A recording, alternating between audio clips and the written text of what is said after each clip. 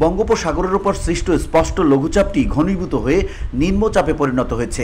এর প্রভাবে রাজধানী ঢাকা সহ দেশের বিভিন্ন অংশে বৃষ্টিপাতের আভাস দিয়েছে আবহাওয়া অধিদপ্তর। সমুদ্র উপকূল জুড়ে বাড়তি ঝুঁকি বিবেচনায় রেখে সকল বন্দরকে ৩ নম্বরে স্থানীয় সতর্ক সংকেত প্রদর্শনের নির্দেশনা দেওয়া হয়েছে। একই সঙ্গে আবহাওয়ার বিশেষ বিজ্ঞপ্তিতে জানানো হয়েছে, বৃহস্পতিবার সন্ধ্যার আগেই অন্তত ৯টি অঞ্চলে প্রবল গতিতে ঘন্টায় সর্বোচ্চ ৮০ কিলোমিটার বেগে ঝড়ো হাওয়া বইতে পারে। ভোর ৫টা থেকে দুপুর ১টা এবং সন্ধ্যা ৬টা পর্যন্ত দেশের অভ্যন্তরীণ নৌবন্দরগুলোর জন্য জারি করা পূর্বাভাসে বলা হয়েছে, ঢাকা, ফরিদপুর, মাদারীপুর, খুলনা, বরিশাল, পটুয়াখালী, নোয়াখালী, কুমিল্লা ও চট্টগ্রাম অঞ্চলসমূহে পশ্চিম কিংবা উত্তর পশ্চিম দিক থেকে ঘন্টায় ৬০ থেকে ৮০ কিলোমিটার গতিতে দমকা বাতাস ও বজ্রবৃষ্টি হতে পারে।